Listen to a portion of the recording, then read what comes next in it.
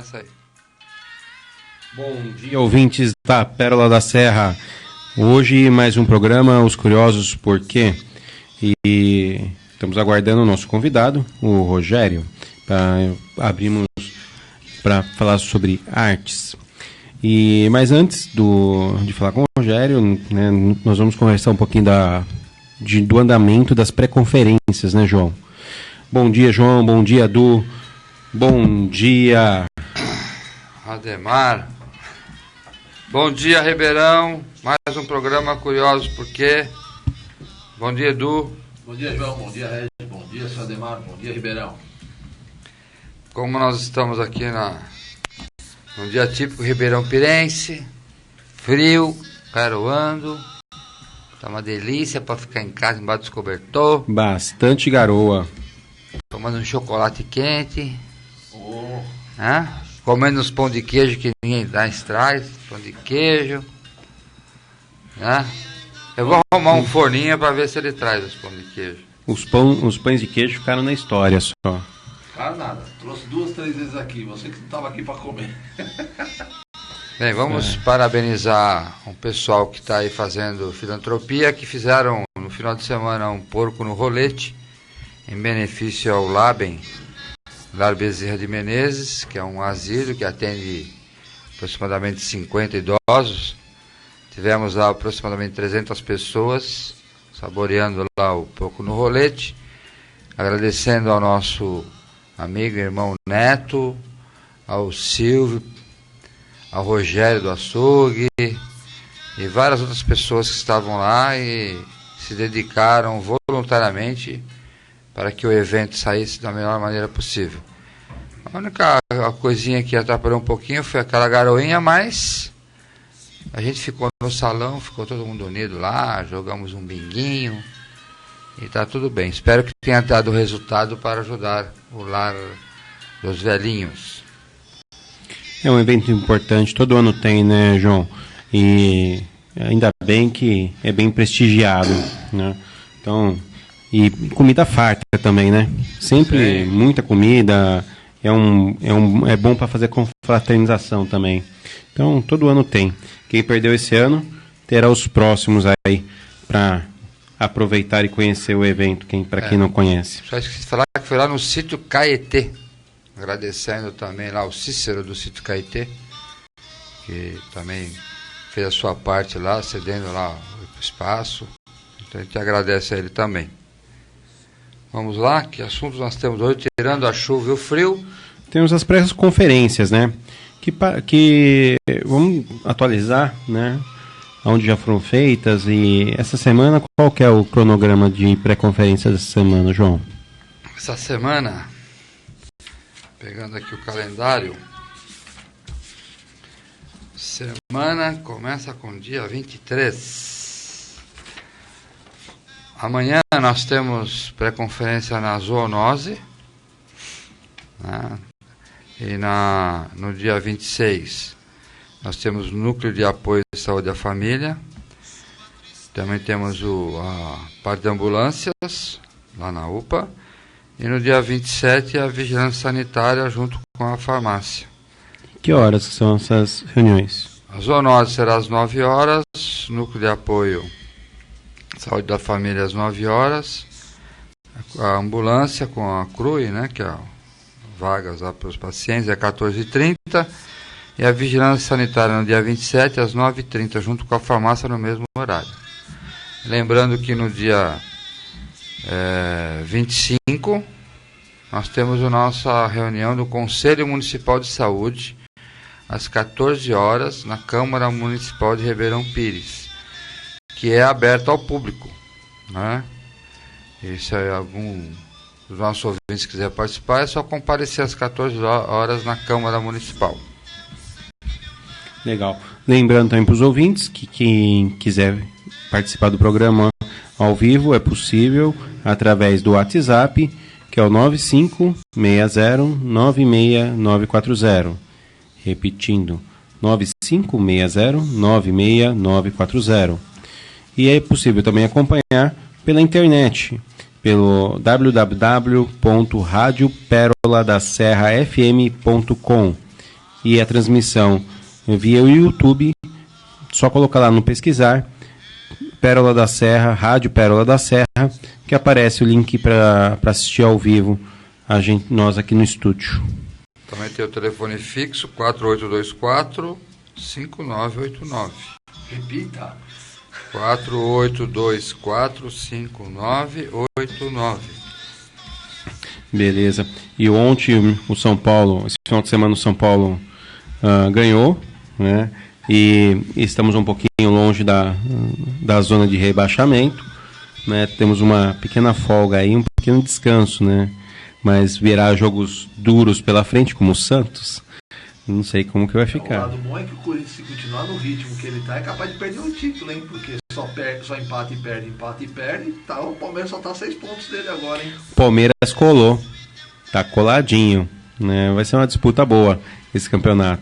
Interessante, né? Começou bem na frente e agora no final tá lá com o Palmeiras. Estão juntinho. O Corinthians vai ser aquele time paraguaio que sai correndo e no final... Ué.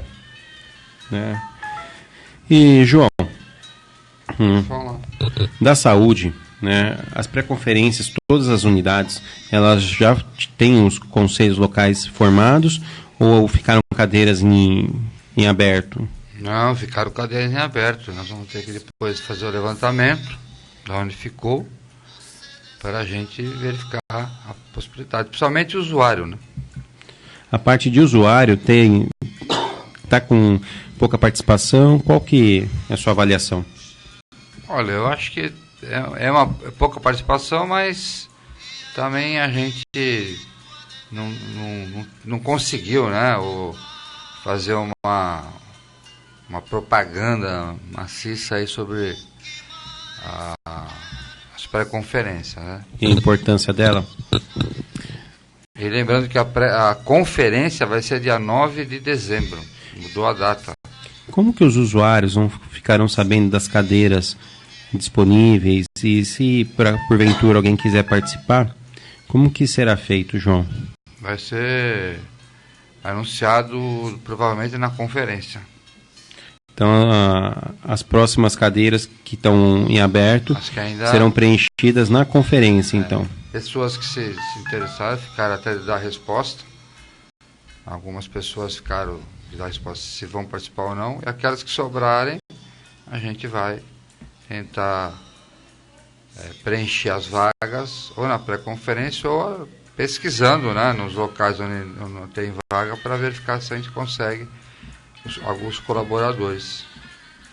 Lembrando, né, João, que é de suma importância a participação da população nos conselhos, né, locais das unidades, que é a porta de entrada, né, João? A gente tem falado isso todo dia, em toda a pré-conferência, né? É onde a população tem a voz, né, dentro do Sistema Único de Saúde. É onde ela pode elencar as suas prioridades, né, junto ao governo. E o governo tomar as decisões mais sábias, né, com a participação da população. Que se a população não participa, os governantes tomam as decisões que eles julgam prioridades, que nem sempre vêm de frente com o que a sociedade espera. Então, é importante, né, a participação e a mobilização. E não basta só ser um candidato, só se eleger, né, para sair no diário oficial. Tem que participar, tem que atuar, né? E também não é nada muito trabalhoso, né, João? Exige um certo tempo, né? Mas é possível, sim, qualquer um participar, né? Não é nada impossível ajudar, né, a melhorar a saúde, acompanhar a saúde, a fiscalizar a saúde, né? Porque senão depois a gente fica só reclamando. E não adianta reclamar sem atuar. O conselho local é composto de um gestor e seu suplente, um trabalhador e seu suplente, e 2 usuários e seus suplentes. E a gente está sugerindo que se reúna uma vez por mês e traga as situações que acharem para o Conselho Municipal, que se reúne uma vez por mês também. Ok? E lembrando, mais uma vez, que os eleitos no conselhos locais deste ano, né, serão, né, quem formará daqui 2 anos o Conselho Municipal de Saúde, né? Então, será feita uma parte desse Conselho Municipal de Saúde daqui 2 anos, será formada pelos conselheiros locais eleitos este ano, né? É isso aí. Então, vão acompanhar junto conosco os trabalhos para depois dar continuidade. Vamos capacitá-los na medida do possível, porque todo o trabalho é voluntário, né? Então, nós estamos, né, nos dispondo a capacitar, né, dentro do que nós conhecemos, né, e para que os futuros conselheiros municipais, né, possam dar continuidade nos trabalhos feitos até hoje, né, João? Que teve, talvez não foi palpável para a população, mas que teve grandes avanços, né, nessa gestão, né? E é importante que se dê continuidade a esse trabalho para que não se perca, né, tudo que foi desenvolvido até hoje, né? Isso aí. Então, nós estamos aqui com o Rogério. Bom dia, Rogério. Bom dia. Desculpem o atraso. A chuvinha hoje e a garoa, né, ela é propícia para Ribeirão Pires, né, para a gente... Né? Sim. E eu venho de outra cidade, na verdade. Eu atuo muito aqui, mas eu estou morando em Santo André, né? Eu fico entre Santo André e Ribeirão Pires. Então, hoje eu estava em Santo André. Então... Que legal, uma boa caminhada. Sim. Mas você mora aqui ou você mora em Santo André? Eu sempre digo que a gente mora onde tem a cama, né? Então tem uma cama aqui em Ribeirão e uma em Santo André. Eu moro nesses 2 lugares, além de circular pelo mundo também, né? Alguns colchões espalhados aí pelo planeta também. Mas eu gosto muito daqui, eu gosto muito de Ribeirão Pires. Eu venho aqui desde que eu nasci, né? Eu gosto muito de Ribeirão. Nasci em Santo André, mas eu venho aqui sempre. Tem um cunhado que dá aula, e ele dá aula em Campinas, em São Paulo, e viaja. Daí quando pergunta, onde você mora? Na estrada. Na estrada. É onde ele passa boa parte do tempo dele. Né? Então, o Rogério, ele hoje está conosco aqui para falar um pouquinho sobre artes e os projetos que ele desenvolve aqui no município e na região, né, que tem de grande valia, né, para a população. Então a gente, né, gostaria de conhecer um pouco mais os projetos, né, e falasse um pouquinho mais de você, né, de onde você veio, como que você veio para aqui em Ribeirão, como que foi sua história, Rogério? Bom, agradecido pelo espaço, né, aqui no programa. Dizer que eu sou também um voluntário aqui na rádio, faço um programa às quintas-feiras à noite, né, sempre das 20 às 22 horas. Já há um tempo, voltei em 2015, né, mas já estive aqui de 2004 a 2006, né, e agora voltei para ficar. Demorei um pouco para voltar porque eu queria voltar e ficar pelo resto dos meus dias. Vou tentar. Nasci em Santo André, como eu disse, sempre vinha a Ribeirão Pires, porque minha família tem uma chácara em Ouro Fino e a gente sempre esteve aqui, né, então... Por um momento, finais de semana e férias, mas depois, nos anos 90, eu morei aqui mesmo. Fiquei nos anos 90 até 2005, mais ou menos, eu estava aqui e vivia o dia a dia dessa cidade. Caramba, que difícil falar de mim.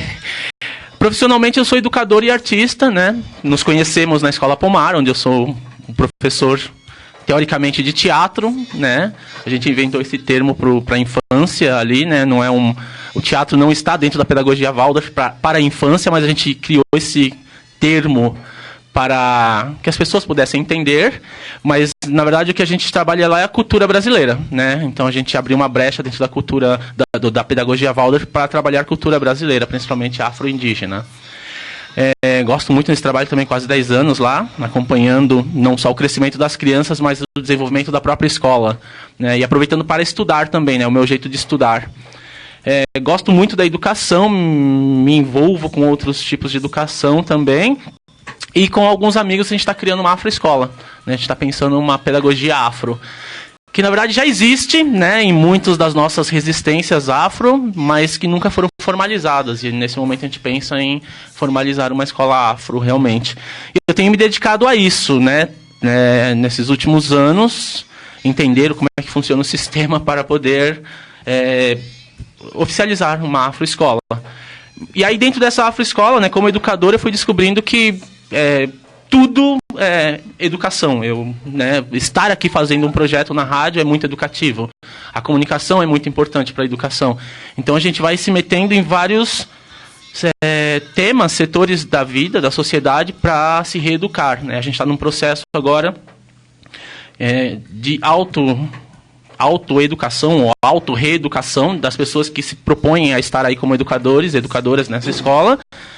E talvez para o ano que vem a gente consiga já formalizar e estar com as crianças. A gente pensa em começar com a educação infantil, né? A gente se inspira muito na experiência do Pomar, que começou com a educação infantil e vai crescendo com as crianças. E é isso. E aí a gente faz um pouco de tudo, na verdade, né? Na vida, as coisas básicas da vida, que a gente transforma às vezes em evento para convidar outras pessoas para participarem.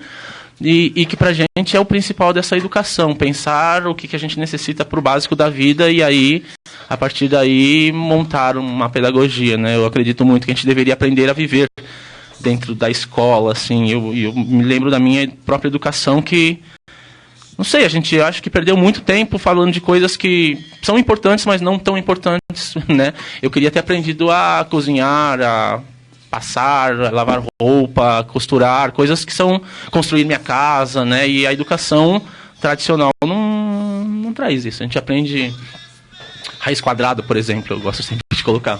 E até hoje eu não sei o que é raiz quadrada e não sei para que serve, né? No dia a dia, assim, não resolve nenhum problema meu na vida, né? E nem na própria engenharia. Eu estudei engenharia depois e tentei. Agora eu vou encontrar uma justificativa para raiz quadrada. Não tem, né? Não tem. Assim, é muito bonito o cálculo. Eu sabia fazer rapidamente o cálculo, mas de fato não resolve. Na vida, assim, não é usual no dia a dia, né? Não sei aonde, inclusive, né? Se você sabe, se vocês souberem, podem me ajudar, porque é uma dúvida cruel de vida, assim, sabe? Onde é que eu emprego a raiz quadrada? E muitas outras coisas, tô falando da raiz quadrada, mas a raiz quadrada pra mim é uma coisa assim, né? Onde que eu emprego isso, né? E que vai facilitar a minha vida, a minha convivência com as outras pessoas, né? Não sei. Então a gente pensa muito uma educação assim. Eu estou buscando isso para minha vida, né, como ser humano também, né? Buscar resultados, coisas que sejam úteis no dia a dia, que resolvam minhas pendências do dia a dia, né? Quando você teve essa mudança na sua vida, você sempre você estudou já pensando em algo diferente ou teve algum marco que você pegou e falou assim, não, eu preciso fazer alguma coisa para mudar? Eu tive uma crise aos 18 anos, uma depressão, como dizem hoje, né? Que eu depois que eu terminei, inclusive, o colégio, né? Assim, no colégio, até no antigo ginásio, que eu cursei até a 8ª série, o 8º ano, eu não me preocupava muito com isso, eu brincava muito, né? Então eu ia super bem nas matérias da escola. Eu brincava muito, jogava muita bola, fazia muito esporte. Aí comecei a prestar atenção um pouco na escola quando eu fui para o colégio técnico, em Santo André. Aí as cobranças de todos os lados. Agora você tem que trabalhar, agora você tem que ser alguém na vida, né? E aí começou a ficar chata a escola. E eu lembro que até foi ali que eu comecei a fazer música também para tentar aliviar um pouco o sofrimento. Mas não deu. No final dos 3 anos de ensino técnico, eu entrei numa deprê. Ia para a faculdade na sequência, mas desisti, assim, porque não, preciso descansar, Foi quando eu me mudei para cá, inclusive, para Ribeirão Pires, né? Porque já sabia que aqui o ambiente era mais tranquilo, mais favorável para a vida, né? E fiquei por 2 anos em casa, fechado, assim, né?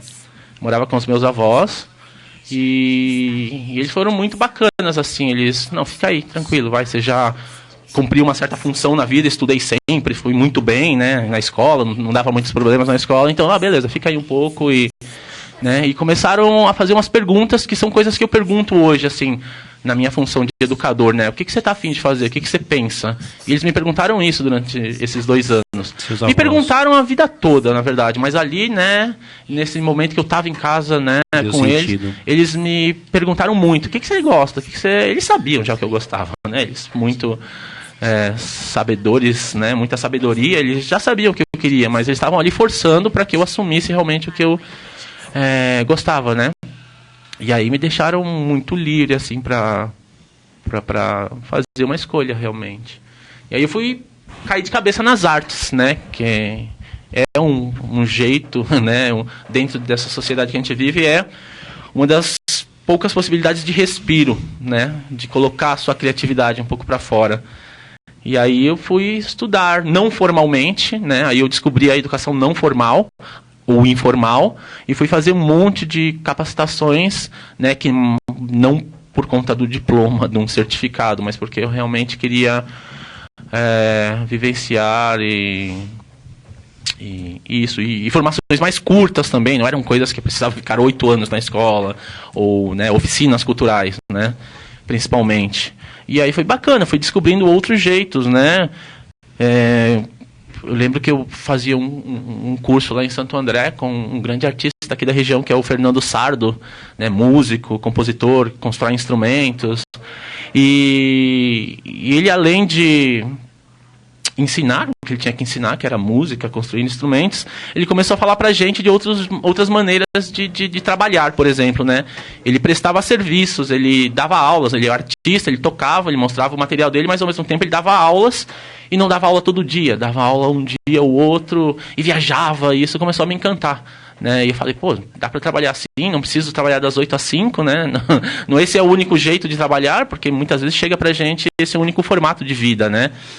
E aí eu gostei disso e comecei a fazer isso, né? Inclusive, as primeiras vezes que eu dei oficinas, foi substituindo ele, né? Que ele era muito solicitado, então arrumava 2 coisas ao mesmo tempo. Vai lá então, você e faça por mim, né? Você já sabe algumas coisas, vai lá. E aí eu fui descobrindo esse outro mundo, assim, né? E aí a vida foi ficando mais legal. Aí anos depois eu voltei para a faculdade, né? Porque eu queria ver como é que era isso também, né? E era um terror. Sofri muito de novo. Mas fui, né? E aí um pouco dessa, né? Entre arte e cultura eu vou fazendo milhões de coisas, né? E mesmo quando não são coisas artísticas, né? Por exemplo, a comunicação não é uma coisa essencialmente artística, mas eu tento trazer um olhar de uma prática artística para isso, né? O que é a arte para você hoje, Rogério? Que hoje é um tema que está se discutindo muito. Sim, sim. O que é a arte? Tem muita discussão.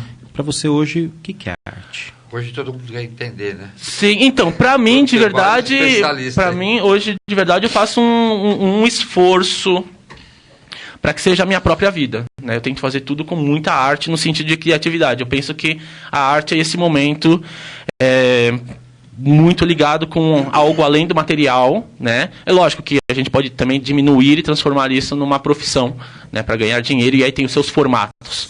Mas, na essência, eu penso que a arte é aquela coisa que nos coloca dúvida, né? A partir da nossa criatividade, a gente vai além dos limites estabelecidos, além do conhecido, e isso nos enche de dúvidas, enche de conflitos. Então, em essência, para mim, a arte é isso, né? Ao longo da história foi um pouco isso, de colocar a dúvida, de colocar o questionamento naquilo que está estabelecido, que já está dado por... a gente já sabe o que é isso. Não, peraí, não... A gente sabe, alguém colocou uma definição para isso, mas talvez não seja isso, né? Então, para mim, a arte é isso, né? E que eu acho, inclusive, que a arte, que a gente considera arte, hoje em dia faz muito pouco isso, né? Eu acho que a arte também acabou, num nível mais profissional, se assentando num patamar que às vezes é chato demais, né? Falta criatividade.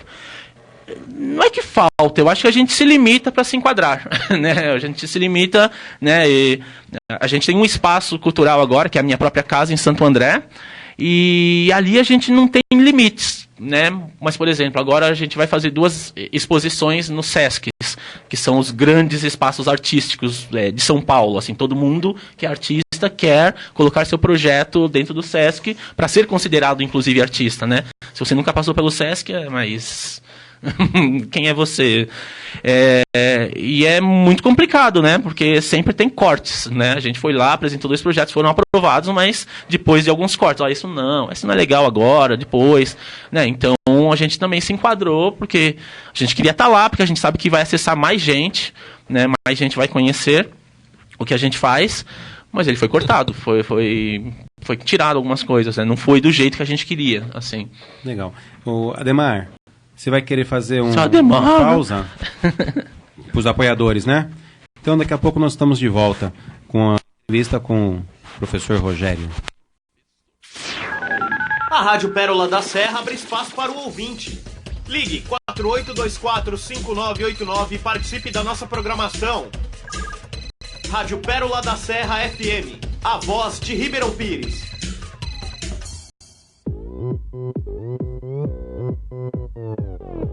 Bar e Lanches Transval, o ponto de encontro favorito de Ribeirão Pires. Lanches e petiscos mais gostosos de nossa cidade. Refeições à la carte, suculentas feijoadas às quartas e aos sábados. Bebidas das mais diferenciadas marcas. Músicas ao vivo às sextas e aos sábados, das 20 às 24 horas. Estamos localizados na Rua Cidade de Santos, número 11, centro de Ribeirão Pires. Telefone 4828-1624. 4828-1624. Eu falei, Bar e Lanches Transval, o seu ponto de encontro ideal.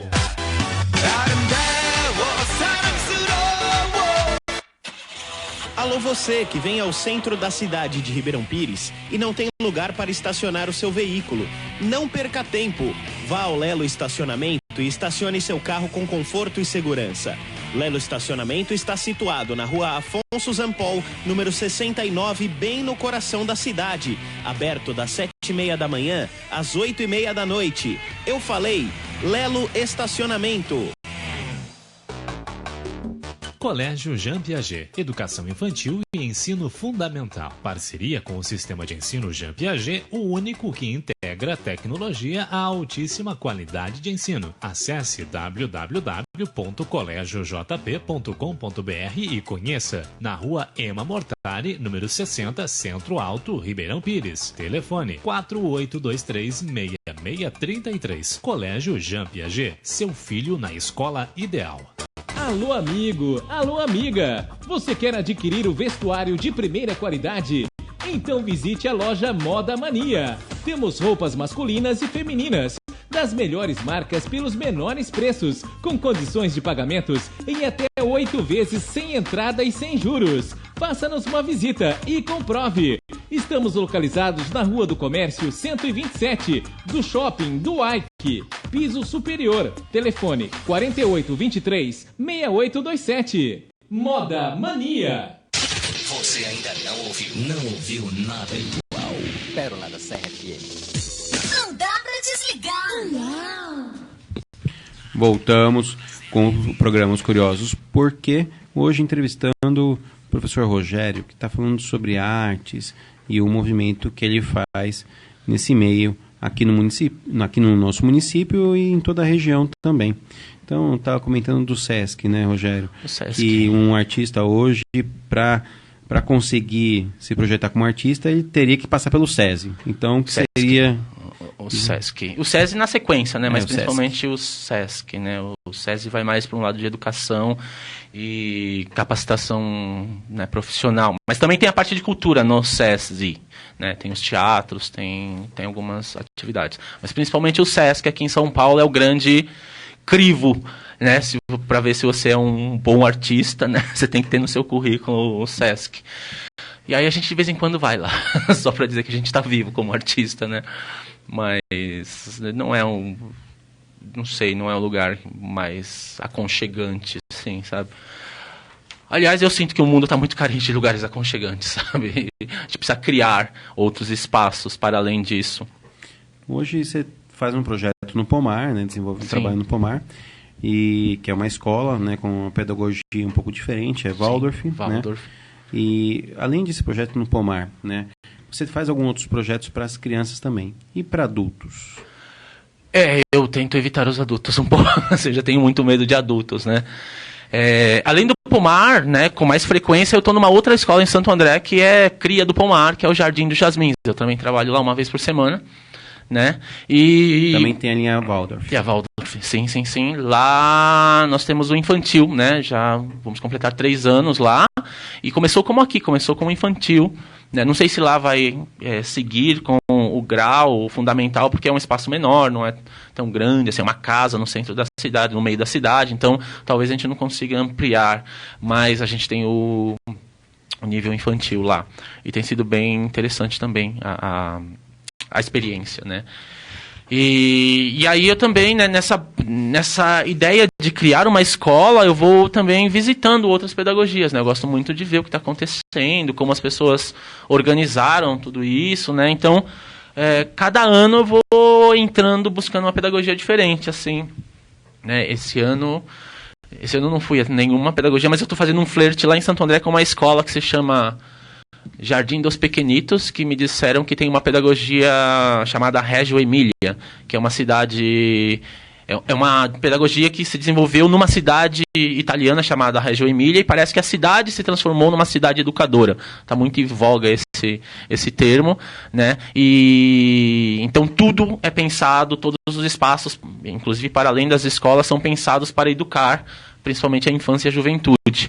E aí me interessou isso, aí depois eu acabei de descobrir que tem uma escola ali em Santo André que tá desenvolvendo isso. Então, e prioriza o ser humano também, em vez do conteúdo, ou não? Sim, a ideia sempre seria essa, né? Mas por isso que eu gosto de ir e fazer uma experiência prática, porque às vezes o discurso é um e a prática é outra, né? Porque o discurso a gente pode falar tudo do mais belo, mas na prática é mais complicado.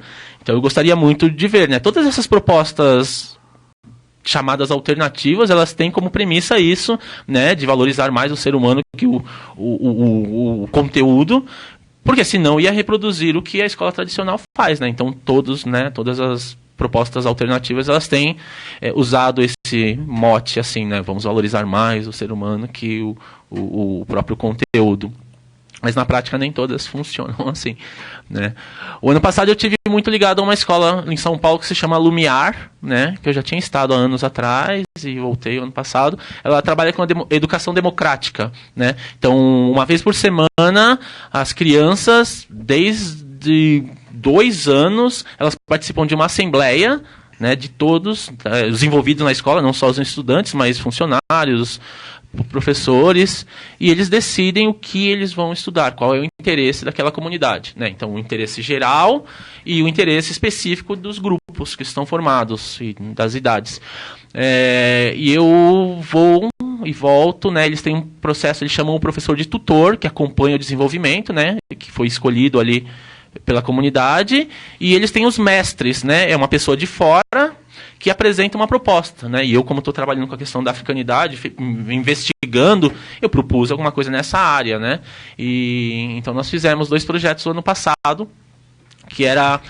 As crianças tinham escolhido, queremos fazer uma viagem ao mundo, né? Ao redor do mundo. E aí foram selecionando projetos que falavam de outros espaços geográficos, de outras etnias, né? E eu propus uma viagem à África através de músicas, de histórias, de danças, de comida, né? Uma viagem por África através desses... E as ligações, né? As coisas em África e tudo resultado aqui no nosso país também.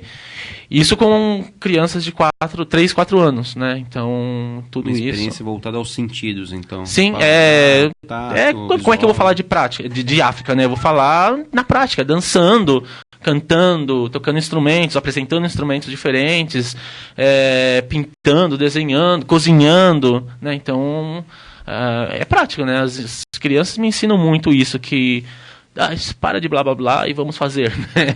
Sabe? Para de falar e vem fazer o que você está falando aí, me explica na prática.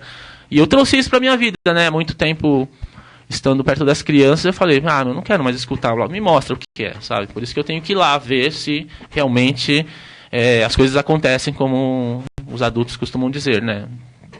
Eu gosto muito da prática. E aí depois eu volto para a teoria para ver se bate. Né? Você tá ligado numa linha, né, cultura afro, uma série de coisas, né? Mas não só. Né? Não sei, mas você tá vendo no jornal que também tem algum trabalho nessa linha. Sim. Né? Como é que a gente tem na sociedade uns preconceitos meio esquisito aí, né? Que tem lá não é só cultura afro, aí tem a cultura X, B. Uhum. Mas a cultura afro em si no Brasil ela é muito forte devido a todo o histórico do Brasil. Né? Sim. Mas você, como é que você se situa dentro, né? Que você, pela sua cor tal, como sou negro. Como é que você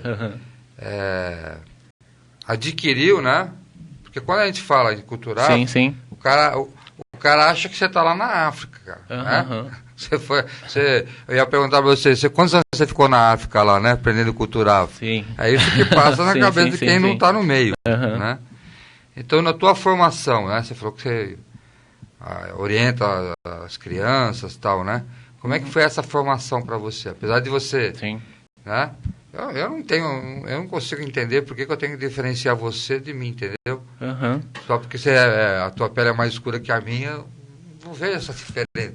eu vejo culturas, Sim. como tem a cultura indígena, né? Aham. E a cultura indígena, ela não tem uma cultura só. Sim, claro Se que você não. for na tribo lá do Amazonas, eles têm uma cultura. Se você for aqui no sul, o indígena ele pratica uma outra Claro, cultura. Né? Certamente. Chama-se indígena pela essência da coisa. Né? Mas como é que você se situa dentro dessa filosofia, sei lá? Claro, sim, é uma grande filosofia, inclusive. Hoje em dia eu digo que eu tenho uma grande sorte que eu nasci numa família preta, assim, né? Porque o que a gente recebe de educação e de influência é uma cultura geral eurocentrada, né? Eu aprendo, né, sem fazer esforço, o que a Europa trouxe, né? Colocou aqui. E eu, por sorte, eu nasci dentro de uma família de candomblé, né? A famigerada macumba. E para mim o candomblé é a grande resistência afro-brasileira, né? Massacrada até hoje, né? Historicamente, desde que a gente chegou aqui, a gente tem sido massacrado. Mas é a grande resistência, né? Tudo que a gente tem de cultura afro, que a gente chama de cultura afro hoje na nossa sociedade e que é conhecido por todos, não só os negros, sai de alguma maneira do candomblé, né? Ele tem a sua inspiração e a sua base no candomblé. Capoeira, sambas, todas as comidas que a gente diz que são comidas afro, são comidas utilizadas dentro do candomblé para referenciar os antepassados. Né? Então, para mim, né, e assumo, né, hoje em dia, como educador, que passou por uma formação, uma capacitação acadêmica, é uma das grandes pedagogias que a gente tem. Né? Lógico, não formalizada como pedagogia, mas para mim o que eu aprendi de significativo na minha vida foi dentro do candomblé, porque ali a gente aprende a plantar, a gente aprende a construir, a gente aprende na prática esses conceitos todos que dentro da escola tentam ensinar a gente, mas que muitas vezes ficam aí perdidos no ar. A matemática, a linguagem, inclusive, a comunicação, né? Então foi aí que a minha grande resistência. E logo, a partir daí, quando eu me dei conta que isso foi uma grande escola, uma grande pedagogia, eu fui buscar as outras resistências, e continuo buscando até hoje, as grandes resistências negras dentro da nossa sociedade. Então, fui depois me aproximar da capoeira, né, não sou um grande jogador, mas vou, né, volta e meia, buscar a parte histórica da capoeira. E também a parte física, que é muito importante. Na minha idade eu preciso de movimentações já para o corpo, né. Fui buscar o próprio samba, né, que a parte da musiquinha, do mexida de corpo, tem uma história genial por detrás, como é que as pessoas montavam os encontros, como é que as pessoas se alimentavam, né? Porque ali não é só uma roda de samba para mostrar o seu dom artístico, cultural. É uma roda de manutenção de comunidade e de manutenção de comunidade no sentido de, cara, onde você está morando? Quais são as suas condições? Você tem um trabalho? Você está comendo bem? Sabe? Ali as pessoas se comunicavam e se ajudavam. Então não é só aquela coisa que aparece para a maioria, a festa. Né? Tem toda uma outra relação comunitária que vai além e que para a gente é muito importante e foi vital em toda essa história de massacre. Né? Fui outro dia, há 2 semanas, fui para Minas Gerais numa festa dos moçambiques e de congadas, que é uma outra coisa que eu vi assim por fora, vi a parte da festa, muito bonito, mas eu queria entender o que está por trás disso. E foi genial chegar lá e encontrar muitas famílias reunidas a partir dessas manifestações culturais. Né? Então, hoje em dia é isso, ir a quilombos, ir a aldeias indígenas, inclusive, né? Porque a gente não fica só nesse mundo afro, o mundo é mais, né? A gente, no nosso projeto de uma afroescola, a gente tem buscado muito todas as outras culturas que são desprezadas dentro da nossa sociedade. A cultura indígena, as culturas indígenas também estão aí dentro da nossa necessidade de conhecimento. Né? Como você disse, são várias, né? A gente ainda tem, são mais de 300 etnias que ainda existem hoje, são mais de 270 línguas que ainda se falam, né? E a gente não sabe nada, a gente sabe mais ou menos inglês, espanhol, mas nenhuma língua indígena brasileira, né? Então, em tudo isso a gente vai buscando essa outra diversidade que, infelizmente, nessa sociedade que a gente está não é valorizada. E que eu tenho certeza que poderia muito ajudar em tudo que a gente está passando, nesse processo de separação, de conflitos que a gente tem dentro dessa sociedade. Eu acho que essas outras culturas podiam nos ensinar muitas coisas muito legais, de como viver melhor em sociedade. O que você acha? Como que você vê a colocação da cultura afro hoje no Brasil? Como ela é passada nas escolas? Como que você vê a amplitude dela? A gente vai chegar no momento agora, né, que pra gente é um momento muito chato. É importante, mas é chato, que é o mês de novembro, que é o mês da consciência negra. Então, nesse momento, a gente é chamado para fazer muitas coisas, né?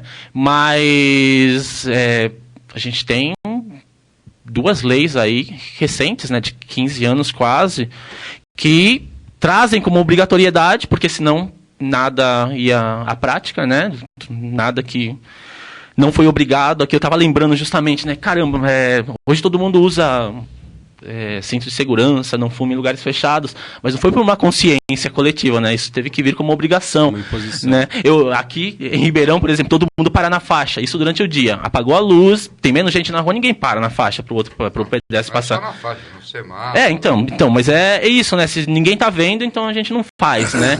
E mesmo assim, né, a gente tem 2 leis aí que foram propostas e que não conseguem levar à prática, porque quem está à frente disso, quem está ali, muitas vezes à frente à escola, não consegue, não quer e não consegue colocar em prática isso. E aí sobra o mês de novembro para que a gente leve tudo, né, para dentro da escola, né, e de uma maneira desordenada, porque fica simplesmente a parte folclórica, né, e a gente gostaria de falar de outras coisas, mostrar as tantas filosofias, as tantas descobertas matemáticas que foram, né, feitas em África, as tantas línguas, né, que existem em África, e as escritas, né, por muito tempo, africanos não sabem escrever. Então, falta de informação, ou estrategicamente vamos abafar isso para que a gente possa dominar esses povos, né, já que eles não têm algumas coisas que são importantes. O continente africano, sim, né, cultura que a gente usa hoje vem muito de lá, né? Exato. É só os caras lá que vê lá o filme do Tarzan lá com os caras jogando flechão no outro. Né? O Dia da Consciência Negra também é uma coisa muito discutida, né? Tem opiniões divergentes quanto a... Não pra gente, né? Mas por os... índio, né? Só lembra do índio no dia do índio. Né? Sim. Sua opinião... especificamente ao dia 20. É necessário, eu acho muito necessário, né? Enquanto data oficial, né? Eu acho muito necessária, porque a gente tem um monte de outras datas que para uma parcela da sociedade não tem significado nenhum, né? E por que não ter uma data relacionada a um herói negro, né? E se a gente for pensar, é o único herói negro, né, que hoje tem aí um feriado nacional. Né? O único que se leva a gente tem vários, mas é o único que se divulga, né, inclusive eu vou divulgar porque é oficial, porque é obrigatório, porque senão não se divulgaria. Eu acho muito necessário, mas as diversidades, incluindo os povos negros, a gente não busca datas, né? A gente busca respeito, dignidade, né? Espaço para a gente fazer as nossas coisas, né? A data é importante, assim como vários outros temas polêmicos, né? Não sei se a gente vai falar sobre cotas e outras tantas coisas. São necessidades porque a gente não tem respeito, né? Então a gente vai ter que enfiar a goela abaixo isso, né? E não são presentes de administrações públicas. Isso é fruto de muita luta, né? De movimentos tantos, movimento negro que existe desde os anos 70, que lutou para, né? Ele já falava em Dia da Consciência Negra em 1978, quando foi fundado o Movimento Negro Unificado, né? E só nos anos 2000 é que a coisa entrou para ser discutida em nível político, partidário, né? Edu, você está muito quietinho.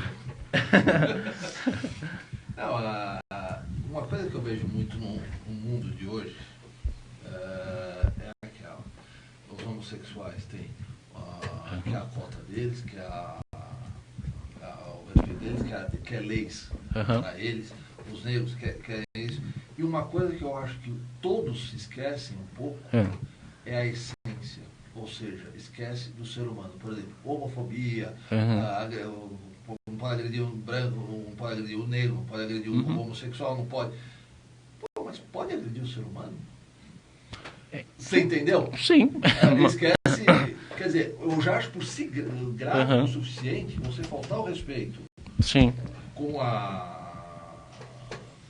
qualquer pessoa, independente de cor, raça, credo, qualquer coisa disso daí. E a gente parece estar dando mais valor a alguma coisa. Esquece Pô, você está desrespeitando o ser humano, você está agredindo o ser humano. Como é que você vê hoje isso daí? Sim, eu concordo com você. A gente busca tudo isso, a gente reivindica tudo isso, negros, indígenas, homossexuais, mulheres, né, e outras ditas minorias que somando vão dar as maiorias, né, porque justamente não somos respeitados historicamente, né, então de alguma maneira a gente tem que sobreviver, né, a gente busca na verdade dignidade de sobrevivência e todas essas buscas, todas essas lutas são para isso, para que respeitem a gente, porque naturalmente não se respeita isso, nunca se respeitou, né? Então sim, a gente gostaria muito que, né, fôssemos tratados como iguais, só que não somos iguais, e temos que ser tratados diferentes têm que ser tratados diferentes. Não posso tratar um idoso do mesmo jeito que eu trato uma criança, né? São coisas diferentes, né? Eu não trato as crianças da escola que eu trabalho com as crianças da minha família, são relações diferentes, né? E essas lutas todas que hoje em dia estão muito mais visíveis, né, porque a gente tem possibilidades, né, uma rádio comunitária, por exemplo, né, espaços mais democráticos para falar sobre isso, a própria tecnologia que permite isso, né, que a gente tenha voz e possa falar sobre isso, né, aí parece que está todo mundo rebelde, mas isso sempre existiu, essas lutas sempre existiram, né, os quilombos foram isso na época da escravidão, né, era não queremos ser escravizados, né, não estamos sendo respeitados, então vamos fugir e montar as nossas comunidades, né, os indígenas agora rebelando, tomando a estrada. Por que eles vão para a estrada? Gritar e às vezes matar um outro fazendeiro ou trabalhador? Porque eles foram oprimidos, eles não fazem isso porque eles querem, é porque eles estão o território deles está diminuindo cada vez mais, né? Estão tirando o território deles, desde que o Brasil começou, entre aspas, né? Porque o Brasil já existia, ele foi roubado. Ele não foi descoberto, né? Então a gente tem que ter essa noção que a nossa história aqui, de vários outros lugares do mundo, a história oficial não é a verdadeira, né? Se você perguntar para os indígenas qual é a história do Brasil, eles vão contar uma outra história, né? Perguntar para os negros qual é a história do Brasil, eles vão contar uma outra história. Essa história, de novo, vem do eurocentrismo, né? Essa história que é contada e oficial é eurocêntrica, né? Então é assim, a gente está querendo contar outras histórias, né? É muito perigoso ter uma história única, né? E a gente vê... Você comentou da facilidade hoje da tecnologia, né? Sim. Para pôr as minorias mais em evidência, Sim. que de fato tem acontecido, hoje as redes sociais, ela ajuda e promove também, sim. Né? Esse conhecimento, né? Para uma grande população. Mas você, ao mesmo tempo, é avesso... Não totalmente. Aqui, eu tô gravando aqui também, tá? Gravando, tem uma maquininha, né? Talvez eu seja um pouco mais antiquado, né? Eu tenho aqui um aparato que é uma máquina, né? O celular é tudo isso junto numa máquina só. Eu talvez seja um pouco mais antiquado, mas Por uma opção sua, né? Sim, 10 anos, né? 11 anos já, né? Eu comecei a questionar, né? Eu gosto muito de questionar o que eu faço, tem que partir de mim mesmo, né? Não adianta eu questionar o mundo se eu mesmo estou aí reproduzindo. E aí eu percebi que o celular mais afastava do que aproximava as pessoas, né? No meu caso, ela começou a ser isso, né? Uma coisa muito simples, que até hoje me afeta, né? A gente está conversando, talvez não aconteça aqui, mas a gente está conversando e de repente toca o celular, a pessoa corta a conversa e vai, né? E aí, logicamente, como eu não consigo me avaliar e né, eu via nas outras pessoas e provavelmente estou fazendo isso, porque eu não sou melhor que ninguém, eu estou fazendo isso, então eu paro com isso. Uma das coisas, né? E eu quis, né, e eu percebia também que as nossas comunicações, as nossas conexões comunitárias estavam se perdendo. Eu lembro um exemplo muito clássico, até comentei com você, né, da questão do telefone mesmo. Do telefone público, né, eu não tinha em casa o telefone público, telefone particular, e na esquina de minha casa, em Santo André, tinha um telefone público. Depois que começou a entrar o celular, nunca mais ele funcionou. Porque ninguém mais se preocupava em fazer um abaixo-assinado ou em reclamar lá na companhia telefônica e várias outras coisas, né? Então a gente foi se afastando de um tal modo, né, de não precisar mais se comunicar em comunidade, e eu justamente quis fazer outro caminho, assim, eu quis provocar né, então eu não tenho, mas boa parte das pessoas que a gente está ali no nosso coletivo tem. Então eu não preciso ter o celular, sabe? Se tem uma coisa muito urgente, e assim, manda para a pessoa lá. A gente vai se encontrar hoje ou amanhã, perfeito. E nada pode ser tão urgente assim. O que pode ser tão urgente nessa vida, né? Que há 20 anos não era, né? Isso que eu quero dizer. O que é tão urgente hoje que há 20, 30 anos não era, sabe? Não sei. Não tem medo de perder uma oportunidade ou de repente ficar sem saber uma informação importante? Como que você lidar com isso? Não, no começo sim, lógico, né? Eu senti muito mal, porque sim, eu comecei a perder entre aspas, algumas oportunidades de trabalho, né? Como eu trabalho como autônomo, prestador de serviço, artista, né? Era muito das pessoas, quero que você venha fazer uma atividade aqui. Mas ao mesmo tempo foi muito legal isso, depois de um tempo, né? Que isso acabou selecionando as pessoas que chegavam até mim, né? Se a pessoa realmente quer. E eu comecei a perceber que tudo que é muito rápido é meio superficial, na minha concepção. Para minha vida, tem sido muito assim. E aí todo mundo que queria uma coisa muito rápido, não era uma coisa muito legal pro que eu estava me propondo na vida. E, de verdade, no fundo, eu não tenho perdido nada, assim, eu tenho ganho muito, né, assim, todas as vezes que me chamam para uma coisa, é alguém que insistiu, né, e insistiu em me encontrar, e no final das contas, a realização da atividade é muito profunda, costuma ser muito profunda, então, não tenho perdido nada, até porque eu tenho uma coisa muito de criar as minhas oportunidades, né.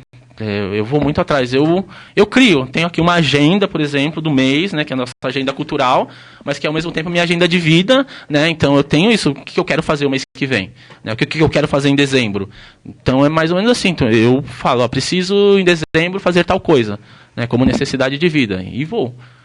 Né, e aqui está na agenda, inclusive, porque eu convido outras pessoas para fazer, né, essa viagem a Minas Gerais foi mais uma colega comigo, né, é uma viagem que eu quero ir, mas que é uma viagem aberta a todo mundo, sabe? A gente tem lá, o pessoal vai nos acolher, vai nos alimentar, vai nos dar um espaço para dormir também, né? Então é isso, né? São experiências de vida, né, que são as minhas criações de oportunidade, assim. Então eu não acho que eu estou perdendo nada. Hoje você desenvolve. E eu uso tecnologia, tá? Eu uso computador, só não uso... O Ademar abandonou a mesa, então a gente vai aproveitar e vamos explorar mais o tempo. Eu ia perguntar para ele que você também está achando que o mundo de hoje está meio chatinho, né? Se a gente permitir, ele fica chato. Eu não acho nada chato o mundo assim, porque eu... Nesse sentido, você está falando de... o pessoal se estivesse aqui, por exemplo, uma roda de amigos, todo mundo com o celular, não está olhando. Sim. Eu acho que tá chato porque a gente faz chato, né? A gente...